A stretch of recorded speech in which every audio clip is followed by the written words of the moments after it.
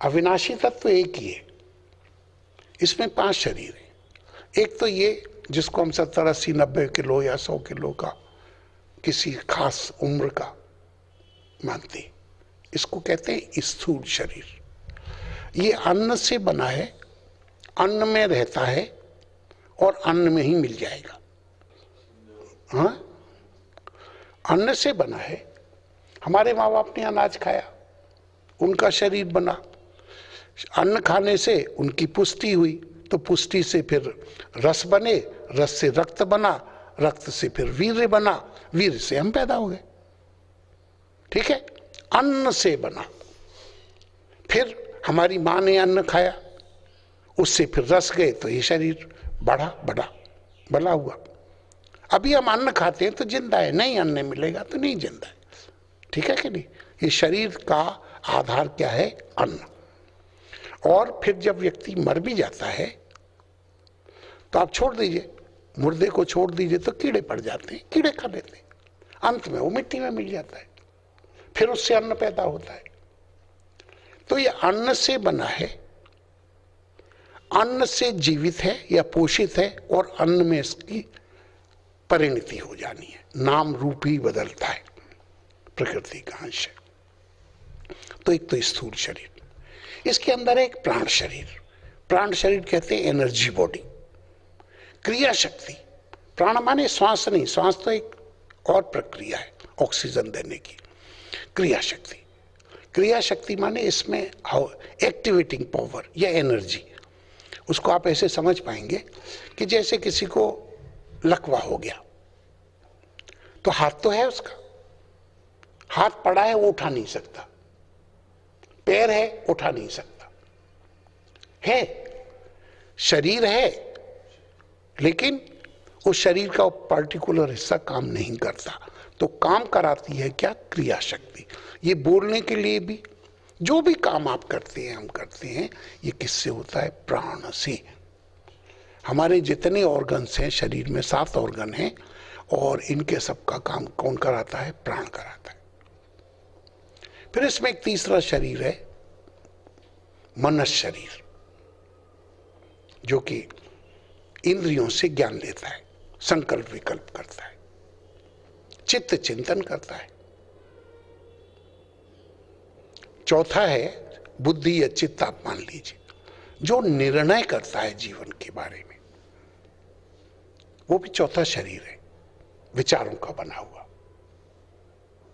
और इसके अंदर एक शरीर और है, which is the closest to our स्वरूप। हमारी जो शरीर अविनाशी तत्व के साथ जो है सबसे क्लोजेस्ट है, वो है आनंद।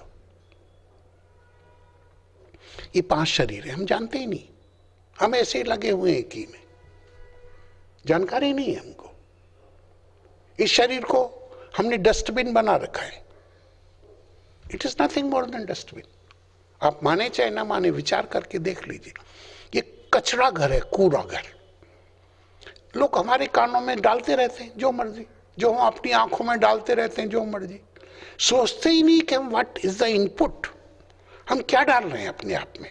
भोजन कोई नहीं, ये तो टेस्ट के लिए खा रहे हैं, ये जो बस वो एडवर्टीजमेंट आ रहा हो, जो भी भर रहा हो, फलाना डिमका हो। कल ही यहाँ बच्चे आए हुए थे कुछ, तो वो बड़े खुश, बोला मैगी खाएंगे, रामदेव की मैगी थी। मैंने कहा खा लो भाई। बोले नहीं नहीं, अब तो वो दूसरी वाली आ गई है।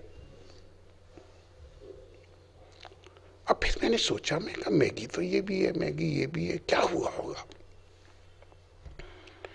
तो फिर जब उसकी स्मेल आई मैगी की, तो जैसे मांस बनाते हैं ना, जो लोग नॉन वेजिटेरियन है, मांस वगैरह जो बनाते हैं, जैसी स्मेल उसमें से आती है वैसी स्मेल आती है उसमें से। कुछ मसाले वगैरह पड़े होंगे, वो बना रहे हैं स्वाद के लिए, रामदेव बना रहे हैं स्वास्थ्य के लिए। जीवन में हम क्या खा रहे हैं? कोई अंकुश नहीं है। बच्चों को हम सोचते हैं कि हमारे बच्चे ये नहीं हुआ वो नहीं हुआ, हम उन्हें कोई दिशा दे रहे? आज बच्चा जहां जो चाहे वो आपको करना पड़ता है। और सबसे बड़ा बच्चा तो हमारा मन है। चलो दूसरे बच्चों को छोड़ो, हम अपनी मन की चाहते हैं।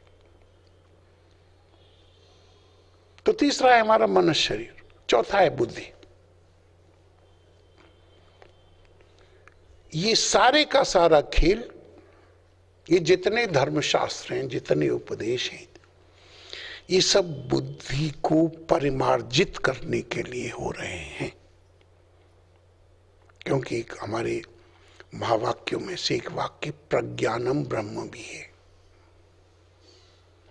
सबसे पहले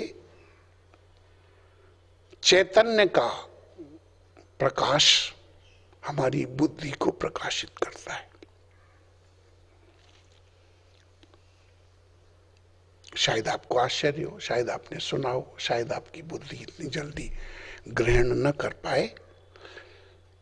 सारे के सारे शब्द, सारे के सारे शब्द आपको निशब्द में ले जाने के लिए, all whatever is being told, taught and whatsoever it is, just to make your intellect enter beyond the mind, beyond the knowledge, worldly knowledge, beyond the words.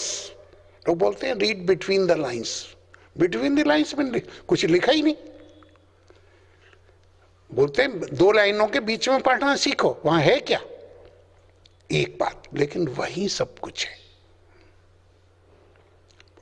परम पूज्य सद्गुरुदेव महाराज अभी तो थोड़े कम पहले एक मंत्र देते थे, सोहम मंत्र।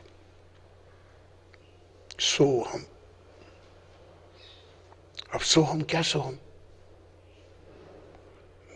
वैसे तो मंत्र को कौन याद रखता है? फिर कभी गुरु पूर्णिमा पे आए तो पहले पूछते थे, स्वामी जी हम तो भूल गए। मतलब पहले हमसे पूछते हैं, बोला हम तो भूल गए गुरुदेव ने क्या मंत्र दिया था। मैं कहा यार मुझे तो अपने ही याद नहीं है, मैं तुझे क्या बताऊं? मुझे तो खुद ही याद नहीं है, मैं तुझे क्या बताऊंगा।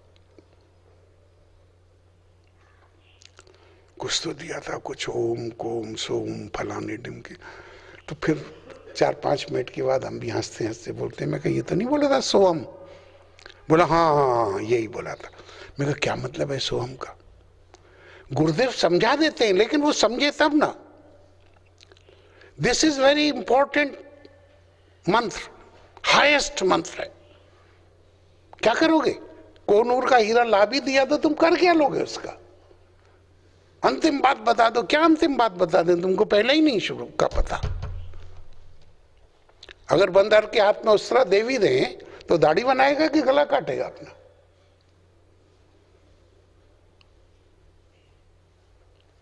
तो सबसे इंपॉर्टेंट है बुद्धि का परिमार्जन। और बुद्धि भी जैसा बनेगा, जैसा खाएंगे अन्न, ठीक है, वैसा बनेगा मन। और जैसा जैसा आप अपनी इंद्रियों से कचरा डालेंगे इसमें, जो भी आंखों से कुछ कचरा डालते हैं, कुछ कान से डालते हैं, कुछ त्वचा से डालते हैं, इत्यादि इत्यादि, जो जो कचरा डालेंगे उसका कंक्लूडिंग बनेगी बुद्धि। तो भगवान यह बुद्धि पे काम कर रहे हैं। बहुत सावधान रहना चाहिए। कपड़ा धोया आपने, बहुत अच्छे कपड़े धोए, सफेद रंग के, मान लो सफेद रंग के या उजले रंग के हैं, तो धोने के बाद तो फिर उसको कहीं भी डाल दोगे सूखने, जहां गाय गोबर वगैरह हो, कचरा हो, तो धो दिया आपने तो क्या है? नहीं, अब तो धो तो दिया, कहीं भी डाल दो। नहीं तो सत्संग करने के बाद तो फिर आप इसको संभाल के रखते हो ना। यहां जो कपड़ा धुल रहा है उसको संभाल के रखते हो कि अब इसको गंदा नहीं करना। See the fun. वैसे बहुत होशियार है आप। अच्छा, जिसने साफ सुथरे कपड़े पहने हो गंदी जगह बैठेगा, बैठते वक्त भी देखेगा। हाँ, पत्नी से बदला लेना होगा तो जरूर बैठेगा, ले जाऊंगा गंदा करके, करने दो साफ। लेकिन अगर खुद ही सोना हो मान लो, हाँ, तो बैठेगा बहुत साथ संभल के, बहुत संभल के। और जिसके पास कपड़े ही कम हो जिसके पास कपड़े कम हो तो और भी सावधानी करेगा। तो पहले तो वो उसको गंदा नहीं होने देगा, साफ करने के बाद बचाएगा कि दोबारा धोएंगे। तो भाई ज्यादा गंदा ना हो, अच्छी तरह से साफ हो जाए। हम लोग भी ऐसे ही करते हैं। यहां से जब जाते हैं, अब सत्संग सुनेंगे, सुनने के बाद हम बिल्कुल मंत्र जप में, भगवान के चिंतन में, अच्छी अच्छी बातें, सदग्रंथों का अध्ययन करेंगे 7 दिन के बाद। क्योंकि यहां तो कपड़ा धुल गया, अब धुलने के बाद उसको संभाल के रखना है। तो हम तो ऐसा ही करते हैं। अब वो जो मूर्ख लोग हैं, मूढ़ लोग हैं, जिनको समझ नहीं है, वो फिर, हम लोग बहुत समझदार हैं। तो इस डस्टबिन के, इसका आप क्या डाल रहे हो, इसका विचार करना चाहिए। ये आपके लिए नहीं बोल रहा, वो तो बाहर जो लोग सुन रहे होंगे उनके लिए। आप लोग तो सब बहुत अच्छे हैं, समझदार हैं, नहीं? श्रीमन नारायण नारायण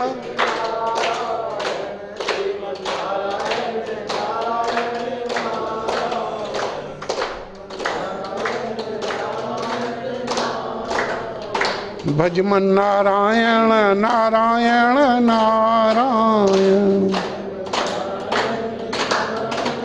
श्रीमद् भगवत गीता का एक बहुत बहुत बहुत ही प्रसिद्ध श्लोक है,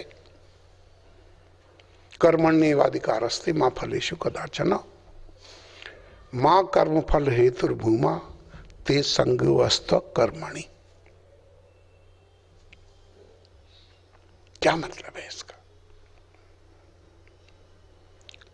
शाब्दिक अर्थ है कि हे अर्जुन, तेरा कर्म मात्र में अधिकार है, फल में नहीं। फल का देने वाला मैं हूं। तू बिना किसी हेतु के कर्म कर। देखिए, तो फिर हेतु के, बिना हेतु के हम कर्म क्यों करें? बोलते हैं ये न कर्म न करने में भी तेरी आसक्ति न हो, तो ये भी मत सोच के तू कर्म नहीं कर सकता, क्योंकि एक क्षण भी कोई भी बिना कर्म किए नहीं रह सकता। जीवन ये मृत्युलोक कर्मलोक है। तो उन्होंने 2 बात कही, ये बिल्कुल कर्म का सार है, सार है बिल्कुल, कि हम कर्म करने में अपने आप को अधिकारी मान सकते हैं। अगर अधिकार मानते भी हैं तो हमारा क्या है, मात्र कर्म करने में है, फल परमात्मा के हाथ में। वो स्पष्ट बोलते हैं कि फल तेरे हाथ नहीं, मेरे हाथ में। फिर 2 बातों को कहते हैं कि देख, कर्म तुझको करना ही पड़ेगा और तू करेगा। तो उसमें 2 सावधानी बरत कि पहले तो तू कर्म किसी हेतु से मत कर, किसी कारण से, किसी फल की इच्छा से मत कर। तेरे कर्मों का प्रारंभ किसी फल की इच्छा से न हो, पहली बात। दूसरा उन्होंने कहा कि फिर तू ये भी मत सोच कि जब मुझे कुछ मिलेगा ही नहीं तो मैं कर्म क्यों करूं। बोला कर्म करने में भी तेरी आसक्ति ना हो, कर्म करने ही होंगे, तेरी आसक्ति नहीं हो। तो बोला फिर कैसे करें और क्यों करें? तो आगे बोलते हैं योगस्थ कुरु कर्माणि। तो इस समत्व बुद्धि योग में कर्म कर। हे धनंजय, संगम त्यक्ता धनंजय।